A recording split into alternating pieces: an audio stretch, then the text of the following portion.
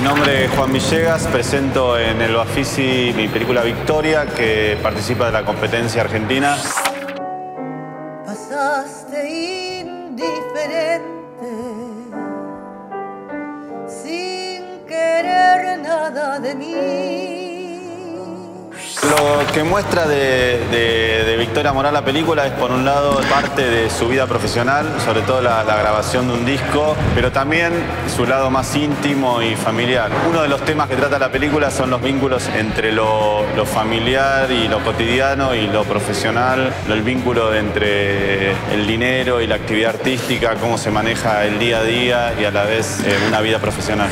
Es mi primer documental. Al principio tenía algún tipo de miedo de cómo iba a enfrentarme yo a la experiencia de manejar un material que de alguna manera no podía dominar del todo. Por un lado fui descubriendo que los problemas del cine siguen siendo los mismos, bueno, cómo uno encara ese material, qué situaciones elige contar. Lo que sí es distinto en todo caso es los procedimientos y el esquema de producción. Mi forma de narrar en este documental fue pensada de una forma similar a cómo se narra una ficción. No hay entrevistas a cámara, no hay texto en off, o sea, traté de ir presentando el personaje a través de situaciones y a partir de ahí ir contando su mundo y ir desarrollando los conflictos que para mí eran importantes en la película.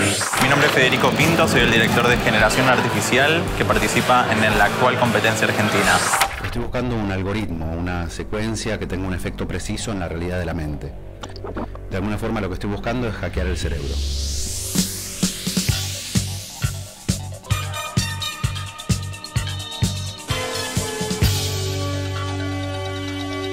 El documental intenta retratar el imaginario del artista actual, del artista contemporáneo, a través de un foco que son los video showcase, que son videastas que nacen en los 90 manipulando imagen en vivo, y hace un trazado entre la historia del arte argentino a través del video. Comienza con el VHS, sigue con el Hi 8, el Mini DV y continúa así hasta la actualidad, hasta el digital más puro. Está anclado en tres personajes principales, que uno es Rafael Cipollini, que es uno de los curadores y ensayistas más importantes de Argentina. Por otro lado está Julián Urman, que es mi socio creativo, que es con quien escribimos y que hace uno de los personajes, es el productor y co-creador. Y el tercero es Lulu Yankelevich, es la directora de una revista erótica de acá de Argentina y además cantante de Los Labios, que es una banda de cumbia electrónica. Estos tres personajes conforman lo que es la totalidad de la película, con entrevistas a diferentes personas. Y después retratamos varios de estos video showcase dependiendo de la generación. El título en realidad es un juego de palabras entre diferentes cosas que estaba leyendo en ese momento. Por un lado, generación era una palabra que iba muy bien con este tratado sobre todas las generaciones. Y el artificial me parecía que, primero porque la película puede parecer un documental, pero en realidad es una ficción, entonces ahí hay una especie de artificio. Y por otro lado, por la inteligencia artificial y algo que daba un poquito más de ciencia ficción en el título. Hola, soy Julieta Sanz, directora de Guido Model. Estamos desde el Torno en esta charla tan amena con Guido Fuentes, de Guido Models, la academia de modelaje que ha cobrado fama mundial a partir de su trabajo en la Villa 31. Cada población o cada grupo social se manifiesta con su cultura y una de las formas de manifestarse es la moda. Yo estaba viviendo afuera en ese momento y muchos años en Londres y vine así de visita y de casualidad vi la noticia de Guido que estaba quejándose porque no le habían prestado una pasarela para hacer un desfile en el barrio, en la Villa 31. Y me llamó mucho la atención cómo hablaba como con mucho empoderamiento y mucha energía. Y bueno, lo llamé, nos encontramos y empecé a sacar fotos y bueno, de a poco se fue convirtiendo en un documental, se fue sumando gente y bueno, llegó a ser el proyecto que estamos presentando ahora. Guido es una persona bastante mediática, le gusta mucho salir en televisión y en diarios y revistas. Llevó un tiempo hacerle entender que esto tenía como otra sensibilidad, este proyecto, que no era una nota cortita que iba a salir en la tele o en una revista, pero enseguida lo entendió y bueno, se entusiasmó en hacer un proyecto así más a largo plazo y colaboró mucho, la verdad. Yo creo que el documental tiene una calidad bastante parecida a mi fotografía. Al principio tuve un poco de conflicto pensando que al estar haciendo un largo documental tenía que tener una gran historia, pero mientras trabajaba y reescribía el guión me di cuenta de que tenía que respetar el hecho de que era un retrato realmente de Guido y de su vida. Aún así creo que pasan bastantes cosas en la película, no es una película totalmente contemplativa. Y yo creo que la gente se va a encontrar con eso, con un retrato, un recorte interesante de la vida de Guido, que es bastante particular. Y las reacciones hasta ahora fueron muy buenas, se enamoraron mucho de los personajes también y les gustó tener otra visión de un lugar que es muy conocido como la Villa 31. La verdad pensábamos que había posibilidades de que la incluyeran en la programación porque sabíamos que había quedado muy bien, aunque era una película muy chiquita, pero fue una sorpresa muy grata que la pongan en competencia nacional. Hola, soy Julián Angiolillo, mi película es Cuerpo de Letra, que está en la competencia argentina del Bafisi. Es una noche crítica, me parece. ¿Crítica de qué? Va a ser, no sé. ¿Qué pasa, boludo? ¿Tenés miedo? Nah. Somos nosotros dos. Después el que venga es un forastero.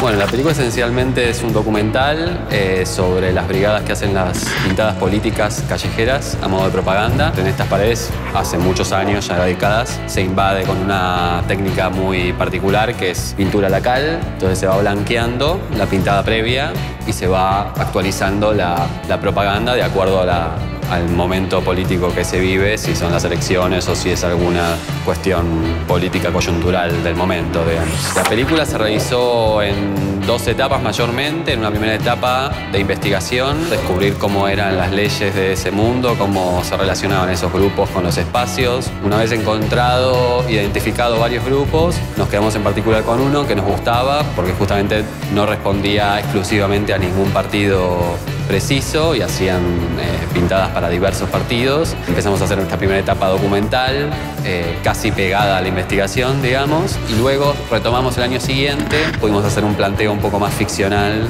con algunas escenas, un poco recreadas a partir de anécdotas o historias que ellos mismos me contaron.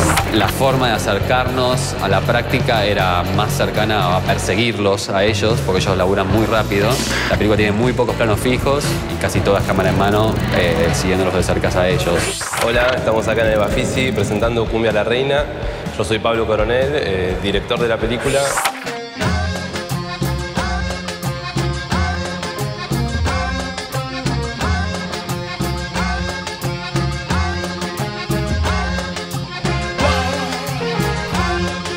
La película trata de hacer un lineamiento de lo que fue el género de la cumbia en Argentina desde que empezó en la década del 50, principios de los 60, hasta la actualidad, cómo fue mutando y cómo fue variando de distintas clases sociales, instrumentos, estilos, zonas geográficas.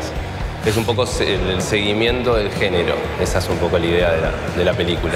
La elección de los intérpretes un poco fue por un gusto personal, porque es un género con demasiado contenido y demasiada gente haciendo música, proponiendo distintos estilos, etc. Dentro de la investigación traté de hacer una línea en la cual algunos personajes son bisagras para contar un estilo y de dónde viene y a dónde va el próximo, y las historias pasan por ellos principalmente. Tardamos, desde que empecé a escribir el guión para presentarlo al Inca hasta ahora que la terminamos, 2 años, un poquitito más. Estuvimos por Santiago del Estero, bueno, Capital Federal, algunas partes de la provincia, Isidro Casanova. Hay una escena muy interesante, bueno, para mí por lo menos, en Fuerte Apache. La investigación también me llevó a Santa Fe. Estuve ahí y la gente también vive la cumbia de una manera muy piola, muy interesante. Un poco esa fue como el diagrama, las zonas geográficas que tocamos. Para mí presentar la película en el Bafisi es importante porque es un canal de difusión para el cine nacional, además de producciones internacionales, y bueno, es una ventana para mostrar y ver cosas que si no, no tenés acceso. Yo ya me cansé de ver mi película y creo que la voy a disfrutar cuando la vea grande porque es verla de otra forma, que solamente te da una sala, ¿no? Y gente, y sonido, y bueno, el cine. Hola, soy Alberto Fuguet, soy de Chile y vine este año con una película larga llamada Invierno. Cuando uno, mientras más lejos va con la escritura, más solo está ahí. Pero cuando estás escribiendo, hay un contacto con ello casi tan real como si estuviera ahí en el café o en el bar que queda al lado del taller. Yo sentía que las películas que había hecho eran más bien cuentos. Y tenía ganas de hacer una novela, con todo lo que eso significa. O sea, que sea más larga, pero también que capte más cosas, que sea sobre una ciudad, sobre un grupo, sobre una generación. Y en este caso, el submundo que quise indagar es un submundo que yo conozco bastante bien, que es el submundo de los escritores. Es la historia básicamente de un chico, de un tipo, que escribe una novela y como esa novela termina alterando la vida de todas las personas que lo rodean. Dura 4 horas 51 minutos y está dividida en tres grandes partes. La experiencia más importante de haber venido a Bafisi es que nos estamos dando cuenta que quizás la manera de mostrar la película es como la mostramos acá. En este caso parece que no está mal mostrarla toda seguida, con breaks de 10 o 15 minutos.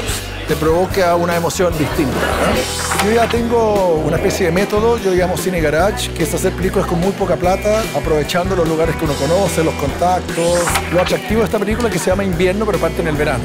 Filmamos 3 días en el verano y después esperamos 5 meses para que llegara el invierno en la ciudad, pero también aprovechamos esos 5 meses para que los actores cambiaran de look. Mi idea en general es que la película después esté gratis en la red y que tú la ves a la hora cuando tú quieras. Son como los libros en la biblioteca. Mi nombre es Santiago Giral. Hola, mi nombre es Tamae Garategui. Hola, soy Camila Tocar y nuestra película UPA 2, El Regreso. En un inicio, cuando hicimos UPA 1, estábamos los 3 con nuestros proyectos individuales participando de workshops, de clínicas. ¿Qué pasó? Pasó el primer año, nos encontramos en una clínica, al siguiente año nos encontramos en otra clínica y al tercer año dijimos, bueno, es hora ya de que hagamos nuestra primera película. Cuando empezamos a pensar sobre qué hablar, dijimos, bueno, hablemos sobre eso, sobre la imposibilidad de terminar o de hacer la primera película. Un poco UPA va de eso. La película retoma los personajes de la primera parte, que son un director, una actriz y una productora, que en la primera parte habían querido hacer un proyecto y se habían peleado. En esta segunda parte se reencuentran en el Bafisi, compitiendo con películas diferentes. Teníamos ganas de retomar los mismos personajes y el mismo ámbito, que es el ámbito del cine independiente, para, digamos, hacer un comentario de lo que está sucediendo ahora en el cine, digamos, como un comentario del contexto y de esta época y de los mismos personajes, digamos, atravesando el tiempo. Vienen a contar un poco lo que les pasó en todo este tiempo y a encontrarse desde otro lugar, desde otro patetismo. Un patetismo diferente al primero. Se da algo muy orgánico en UPA porque la película somos 3 directores que a su vez ejercemos los 3 roles principales de la película. Se da algo muy dinámico. La película está basada en improvisaciones. Lo que hacemos es plantear una escena, improvisar, incorporando a otros personajes y dependiendo de las locaciones nos ponemos de acuerdo y tenemos una premisa de improvisación. Sobre la improvisación se va estructurando la película. Cuando uno está actuando, en general el que no está en escena es el que está a cargo de la situación. Y por otro lado, si estamos los 3 en escena, que es algo que sucedía bastante también, lo que sucede es que más o menos uno se vuelve director del otro o sugerencias hacia el otro desde el lugar de afuera en que le tocas estando dentro de la escena. Siempre guiándonos con el norte del humor. Quiero decir, si es algo a lo que los 3 nos parece interesante, pero básicamente gracioso, es ahí cuando nos parece que, bueno, que funciona. Nosotros tenemos esta idea de nosotros como banda. La realidad es que funcionamos espontáneamente de a 3, tanto para el momento de la idea como de la acción. La primera película, UPA 1, ganó el Bafisi en el año 2007. ¿Y qué otro lugar, considerando que la película comienza en el Bafisi, qué otro lugar donde presentarla que este? Si antes nos reíamos de los entretelones, de las filmaciones independientes, en esta, además de eso, también nos reímos de los entretelones de los festivales. Entonces es un lugar perfecto el Bafisi para mostrarlo. Todo el mundo audiovisual, cine, ficción, documental, televisión, entrevistas, tecnología, notas, internet, eventos, festivales, estrenos. Todo lo que querés saber del cine argentino y de todo el mundo está acá. directoresabe.com.ar, el sitio del audiovisual.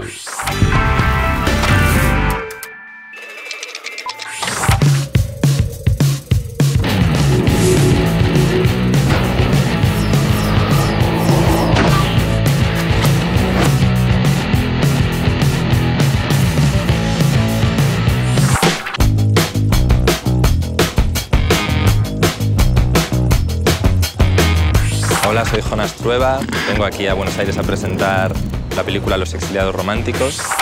¿Y la furgota de dónde las había sacado? Es de la madre de este. Bueno, de mi madre y de una amiga, nos la han prestado, sí. Se la compraron cuando se jubilaron para viajar por Europa, era una especie de sueño de juventud.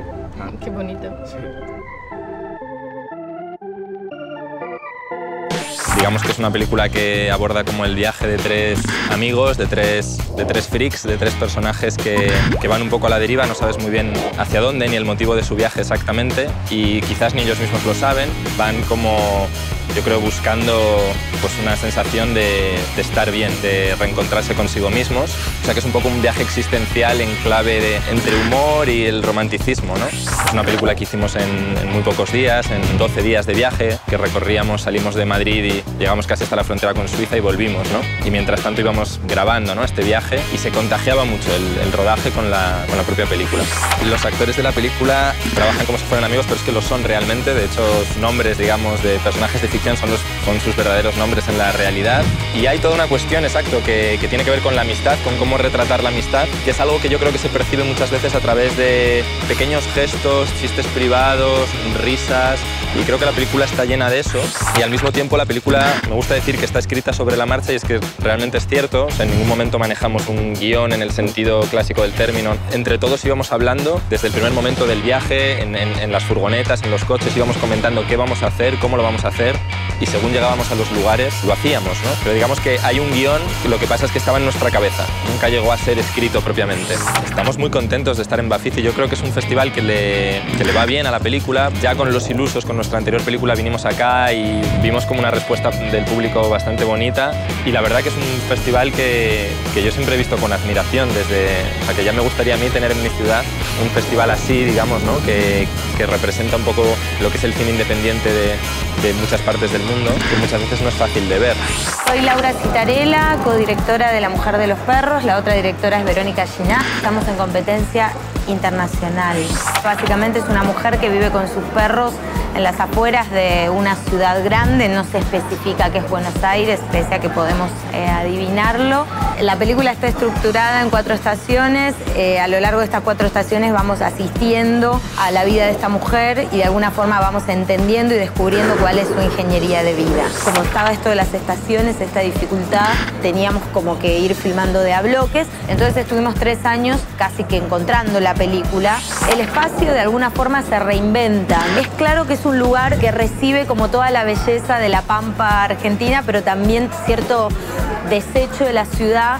Entonces en ese espacio muy ambiguo es donde este personaje vive, que también representa, digamos, el espacio ambiguo que es este personaje, que está como al borde de su propia humanidad también. Digamos que vive con muchísimas de las reglas de la naturaleza y muchísima regla animal. Y la respuesta creo que fue bien. Digamos que es un espacio que siempre mete un poco de miedo. Siempre uno viene como un poco paranoica, digamos, porque es un clima hostil a veces. Las devoluciones son muy fuertes. Creo que es como necesario frenar y dentro de, no sé, un tiempito entender cómo funcionó la película en este contexto. Hola, my name is Nicolas Steiner. I'm from Switzerland and I made the movie Above and Below. So for me it's a really important film. It's my graduation film. I always had the aim and told my friends that I wanted to create an experience. I did like a 7-week or 8-week research trip first, and then I was on shoot for like 2.5 months, and we really tried that experience that we had on the shoot to bring back on the screen for the audience, so they kind of have this 2-hour experience as well. Well, for me, the main concept started in the desert, because the desert is very dry and it's lonesome, and yet you can find so much beauty in it, you know? And that kind of concept I spread out to, I found a lot of like destroyed places, and yet they were really beautiful. And because the people that I found that are all in the desert, but all in these extreme places, like in Utah, the Mars Desert Research Station, in Las Vegas, under the city where they have flood channels, and in California in the middle of the deserts, they all combined this one thing, you know, they were all lonely, they all escaped somehow. I wanted to dig deeper, what was the reason, but also why are they there and how do they live there. I found the characters after I digged more into my concept of from Mars to Earth and underneath its surface. That was kind of the whole task. I always think like how you're gonna approach them, that's what you're gonna get back. Yesterday at the screening, it was really nice because they were very concentrated. I was almost scared, like, because nobody was laughing, nobody was like smiling or something. They were like really focused, which was really nice. And they're really open and asked me a lot of questions after that. So I'm really, really happy to be here and very thankful and honored to show the film here. Mi nombre es Carlos Machado Quintela, soy cubano y la película que está en el festival se llama La Obra del Siglo, está en la competencia internacional. ¿Te has puesto a pensar qué hubiera pasado si el monstruo ese explotaba?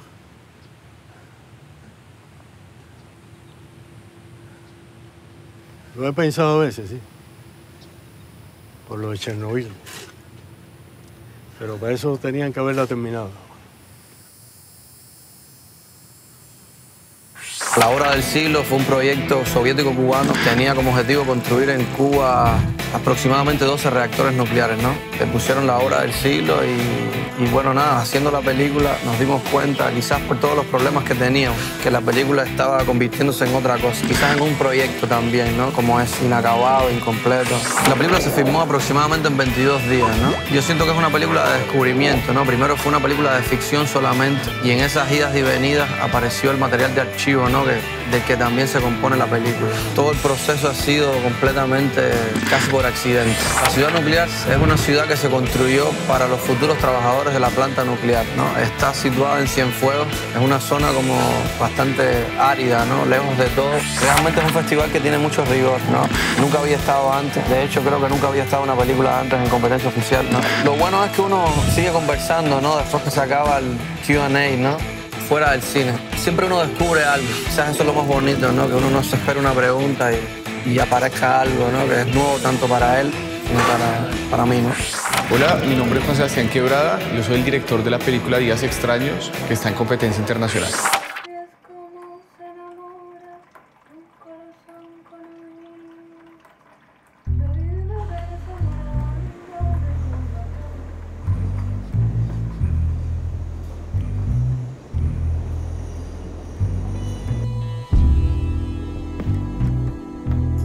La historia se trata de una pareja de colombianos que viven en Buenos Aires, bueno, que tienen una relación muy conflictiva, pero que dentro de esa locura funcionan bastante bien. Ellos viven en un Buenos Aires más céntrico, medio desolado. De hecho, no aparece un solo argentino. Todo su entorno son también extranjeros, como un chino de una lavandería, Carlos, uno de los personajes, o una chica uruguaya. Y bueno, más colombianos y gente de otros lados. Me parece que es una película que surgió un poco en mi entorno, las vivencias que tenían unos o otros, o inspiradas en situaciones que yo vivía o bueno, la gente de mi grupo, pero bueno, llevadas al límite, llevadas al extremo. Y la película surgió en una clase. Un poco la idea era empezar a filmar cosas sin guión, sin nada, animarse a tener una cámara o un equipo de sonido y empezar la búsqueda en el hacer, no tanto sentado escribiendo, sino bueno, miremos qué se encuentra durante el rodaje mismo. Y entonces empezó a surgir así, como semana a semana hacía ejercicios y a partir de eso fui encontrando la película. Encontramos como el universo, tanto los personajes como la historia. Ahí ya nos animamos a hacer el guión y a continuarla. Pero lo bueno fue que esos ejercicios me permitieron ir buscando, ir viendo cómo filmarla. La propuesta estética también surgió ahí. Y el fotógrafo me dijo, venga, hagámoslo en blanco y negro, a ver. Pero eso, no pensamos que iba a ser una película, hicimos una escena, nos gustó y luego nos dimos cuenta que fue una buena decisión. Ya hace unos años hay una migración importante de colombianos y todos sentíamos que en algún momento algo íbamos a hacer nosotros y para mí estar acá es un lujo y en competencias internacionales está buenísimo.